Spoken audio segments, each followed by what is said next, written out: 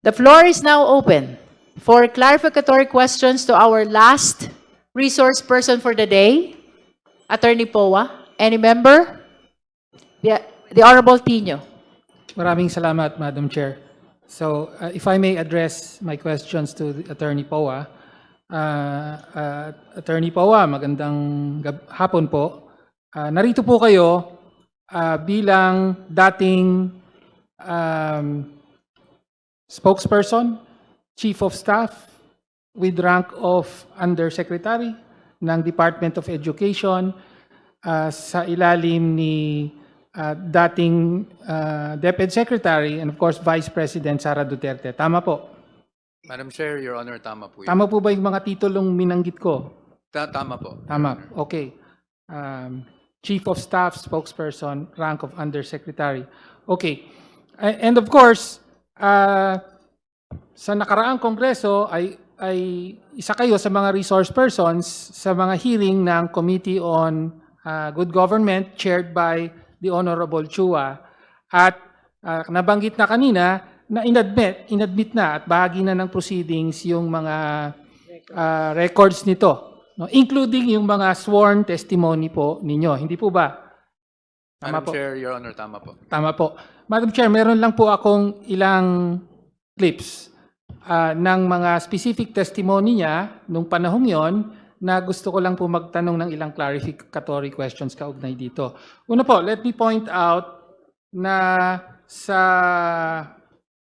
Sabalya complaint po, page 90 of the Sabalya complaint ay nandoon po ang pagbanggit nito.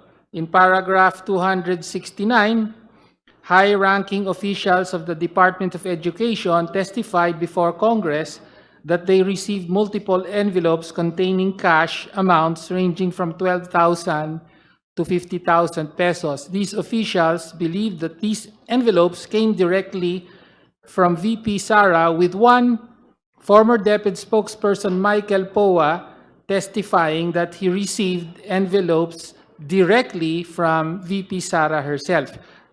So yan po ay nasa Sabalya complaint. Tapos, nandyan po yung clip nung testimonya niya mismo kung pwede pong ma-play natin. May we know from the committee secretariat if the video of Attorney Poa admitting to having received that envelope with certain amount of money is already available? Okay. Kindly play the video. Yes, sir. When I was Hope, sir, I became Hope. No, I can categorically say I was not able to receive a single envelope at all. But do remember sometime December 2022 or early December, I did receive an envelope, just minimal amount. And at times, pag nagsasabi, may mga times kasi, sir, na candidly, medyo napagalitan ako because nag-aabono daw ako. Because when people come to me as a spokesperson, sometimes they tell problems. I would give, at the end of the day, ang kailangan lang pala nila, 3,000, 5,000. So nagbibigay ako personally. So there were instances, occasional, although not regularly, not like monthly at all, that I would receive, but not from ASEC Shine. I would, when I would tell the VP, like nung Christmas, the VP give it to me herself. There are times. But yes, yes, sir. When I was Hope, sir, I became Hope. No, I can categorically say I was not able to receive. Kumulit na po. Pwede pong i-pause na muna. Okay. So yun po yung unang clip. At sabi nyo, when I was Hope, sir. Pwede po bang ilinaw lang? Ano ibig sabihin ng Hope? Head of Procuring Entity po. Head of Procuring Entity. So hindi nyo po nabanggit na or banggitin natin for the record na aside from being spokesperson and chief of staff, Apo. kayo rin po ang head of procuring entity. Only for a certain time po. Madam Chair, sorry. Sige, Madam please Chair, clarify Your po. Honor. Apo. If I may just clarify on all the dates, Your Honor, para lang klaro tayo. Okay. Kasi I think dun sa subpoena, mali din yung dates. Ay, as opo, Chief of please Staff. clarify then. When I was hired sa DepEd, I was hired as a spokesperson with a rank of Director 4. That was back in July 2022. Ngayon po, yung pagiging Undersecretary and Chief of Staff ko po, Your Honor, it wasn't until April 1, 2023 kung kailan ako na-appoint as Undersecretary and Chief of Staff. And then yung Hope po, ako po yung naging Hope October, I have the date here just to be exact, no? October 17, 2023. Yun po yung nag-retire si Yusek Mercado.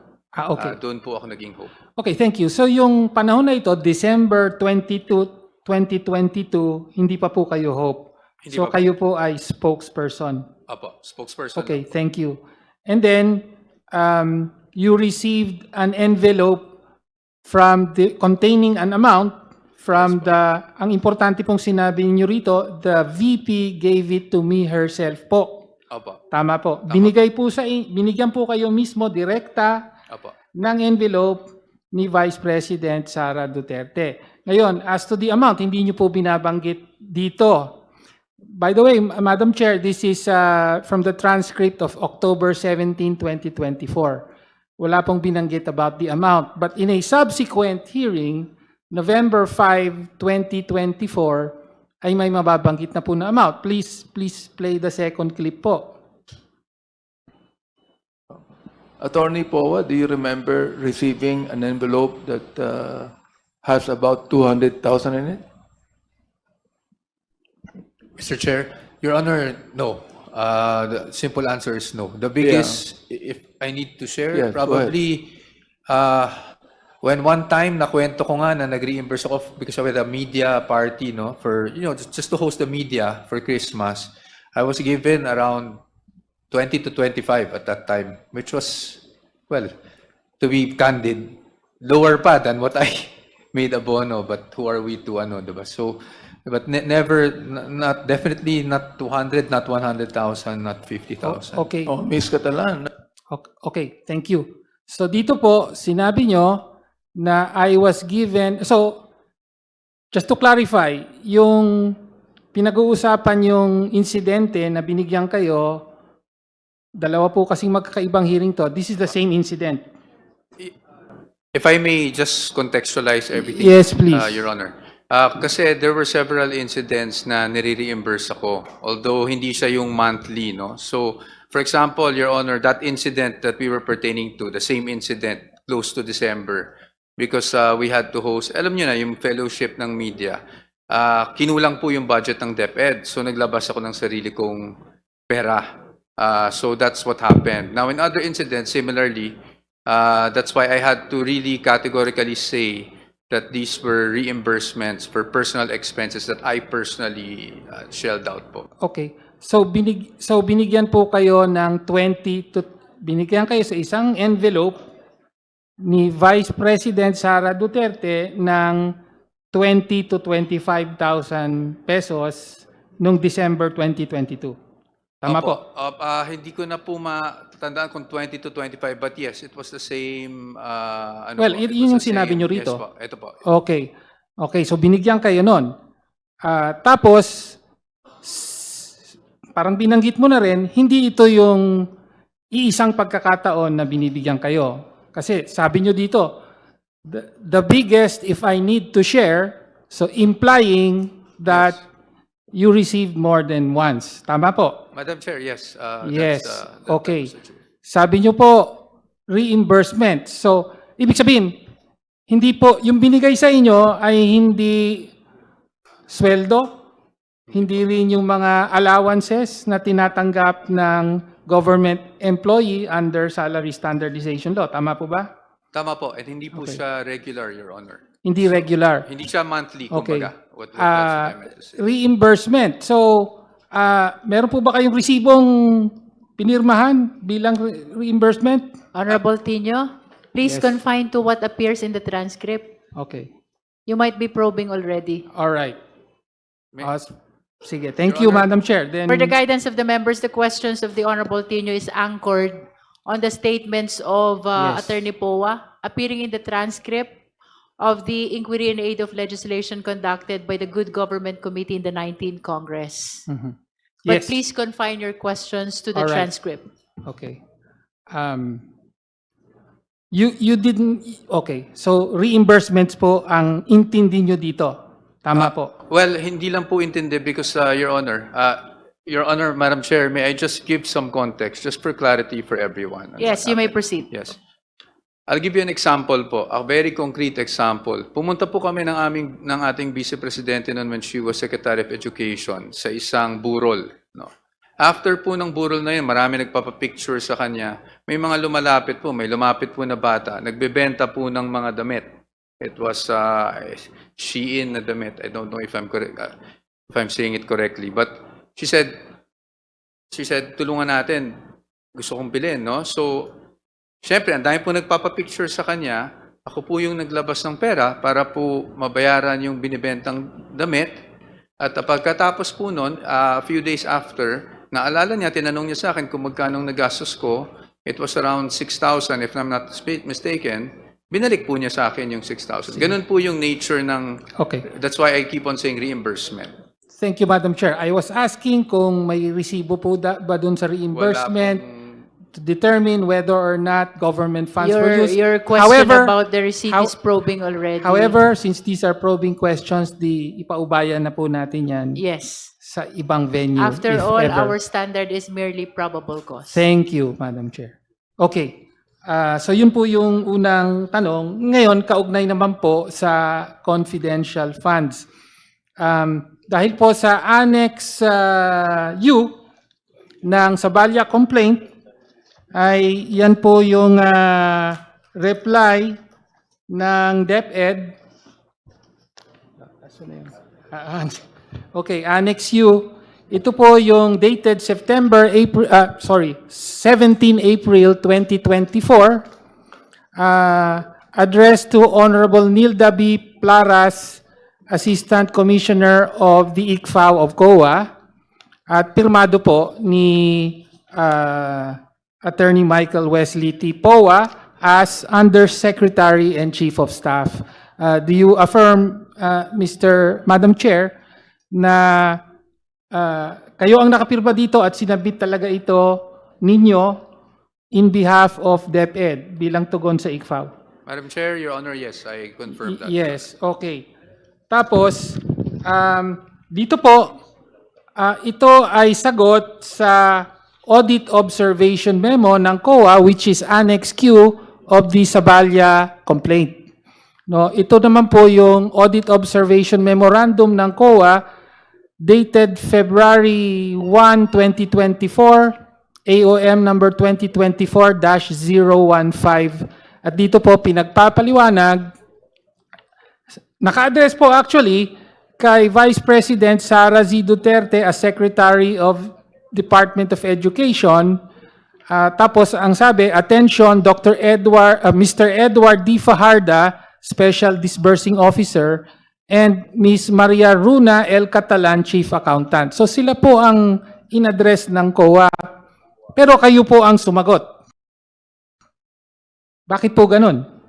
Madam Chair, Your Honor, kasi po, ang proseso po sa DepEd, pag dumating po ang AOM, ang una pong nakakatanggap niyan ay Undersecretary of Finance.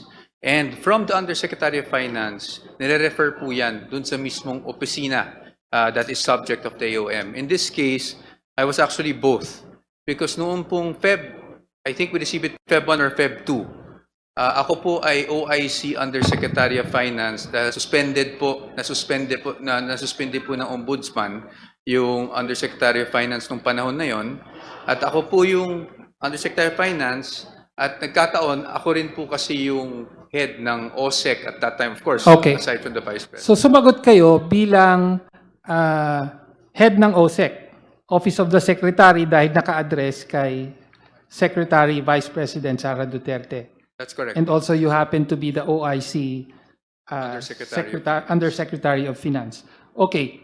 Ngayon, bahagi po, so yung COA nga po nagpapalinaw dahil sa tingin nila may mga, sabi ng COA, parang questionable expenses na hindi alinsunod sa Joint Circular on Confidential Funds. Tama po ba? If I may be accurate, Madam Chair, Your Honor, humihingi po ng mga documentation. Ang sinasabi po Yes. ng COA, lacking po sa supporting documents yung mga naging submission ng DepEd prior to the AOM? Well, yun lang, isa lang po yun sa mga sinabi ng COA sa AOM. Merong kulang ng dokumento, pero meron din pong mga kine-question na expenses. So for example, sa accomplishment report nyo, sabi nyo, meron kayong binanggit na payment of incentives or traveling relative to the confidential operations. At sinabi ng COA rito, the above enumerated expenses are not among the confidential expenses enumerated in item 4.8 of JC number 2015.01. So hiningi kayo ng dokumento sa ibang bahagi, pero dito sabi, yung sinubmit yung expense, hindi kasama sa authorized expenses. At sumagot kayo doon. Ang sagot nyo po ay, kaugnay doon, babasahin ko po yung sagot nyo. Sabi nyo rito, the payment for traveling relative to the confidential operations qualify as rental of transport vehicles. So, gina-justify nyo po. At sabi nyo, as an additional incentive to operatives and agents, unmarked private vehicles were rented and provided to support surveillance and casing activities. So, you were making a statement of fact na ginamit ito, were rented and provided to support surveillance and casing activities. Tama po. Tama po, Your Honor, but that Thank was you. based on my No, discussion no, no, with yun lang, the- tama, yun ang sinabi mo. Apo. Tama, okay. Tapos, ang isa pang, Just for the guidance of the members, Congressman Tino is reading from the letter of Attorney Poa yes, in response to the AOM yes, of DepEd. Yes, Your Yes. Honor. And that letter is part of the documents which were submitted to us by COA, as well as part of the documents submitted to us by the head of the Legislative Archive. That's for the record. thank you, Madam Chair. But please confine to the letter. Yes. And then, kasama din nga po yung humihingi ng dagdag na dokumento ang COA sa inyo. At ito po ang inyong sagot. Ang sagot nyo naman ay, ito. On the finding that payment of rewards to informers must be supported with documents evidencing success of the information gathering and or surveillance activities on the account of the information given by the informer. So sabi nyo rito, attached here to as Annex B1 to B4 are the certifications issued by relevant partner agencies evidencing the success of various programs, projects, and activities directly resulting from the information provided by informers during the specified period. Yun po ang sagot nyo. Tama po. I confirm that. Your Tama po. And then, kasama po sa Annex V ng Annex V, V1, V2, V3 ng Sabalia complaint, yung mga certifications na binabanggit nyo. So these are certifications by various Army Infantry Divisions. 1st Infantry Division, 5th Infantry Division, 7th Infantry Division, and so on. Na sinasabi nila na naglunsad sila ng mga youth leadership seminar sa kanilang mga area of responsibility. Tama po ba? Tama po, Your Honor. Tama po. Okay. Okay. So, yan po ang ilan sa mga nilalaman ng sagot ng DepEd through USEC POA sa AOM ng COA. Kaugnay sa paggamit ng confidential funds. Ngayon, pero sa nakaraang hearing, meron din kayong mga admission. Pwede po bang i-play natin yung clip? Secretariat, please play the admission of the video of admission of Attorney Poa. Yes. I understand the nature of confidential funds, but on how it is actually operationalized or used on the ground, under oath, I would like to state for the record that I'm really not aware. Hindi ko po nakita yung fund, hindi ko po alam kung paano siya ino-operationalize on the ground. Ang participation ko po ay naganap nung ako po ay OIC for finance kasi at that time, nung na-receive namin yung AOM. And we had to respond to the AOM. And so because we had to respond to the AOM, I had to get all the documentation that COA was asking for po through that AOM. So, ibig sabihin po, hinihingi nyo lamang po itong mga documentation na to para lang ma-justify kung paano ginamit. Pero in actual, hindi talaga doon ginamit. Tama po ba? Parang gano'n ang pagkakaintindi ko eh. Parang hinihingi nyo lang po yung certification nung nilabasan na kayo ng AOM. Tama po. Tama po? Tama po. Tama po, okay. So, ayun po. So, una, malinaw po, kayo pa nagsabi, under oath, I would like to state for the record that I am really not aware, hindi ko po nakita yung fund, hindi ko po alam kung paano siya ini-operationalize on the ground. So, inamin nyo po under oath na wala talaga kayong alam kung paano ginamit yung confidential funds. Tama naman po. Tama I've naman always po. been Okay, thank you. consistent with that, Thank Your you. Okay. So, at binanggit din nga po, yung mga certifications na inattach nyo, na hinihingi ng COA, actually, hindi nyo naman talaga alam kung may kinalaman ito sa paggamit ng confidential funds o hindi. Tama po? Your Honor, Yes or no? Your Honor, it's not a yes or no answer. It's kasi not a po, yes or no. If with all due Please, respect, let's if I allow may- Attorney Powa to answer Oh, the if I may, question. because that- You may proceed, the Attorney clip Powa. was- Sige po. The clip was spliced, and I hope that we can refer the Spliced? committee to the entire Ah, transcript. Okay.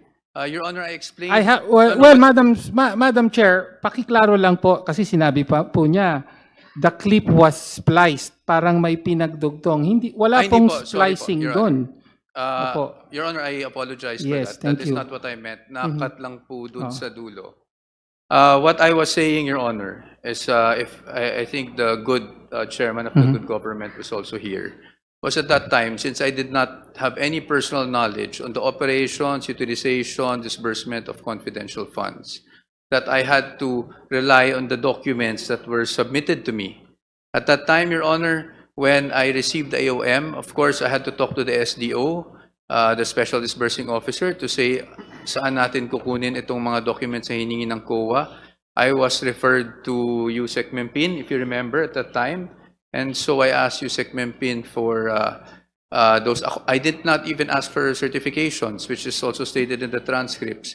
I asked for accomplishment reports, Your Honor. But again, Your Honor, I apologize to the Honorable Tino by using the word splice. I think that was inaccurate, and I really apologize Thank for you. that, Your Honor. Okay. So actually, nandito, I have the whole transcript here. No? So actually, kayo rin ang humingi kay USEC Mempin ng mga certifications.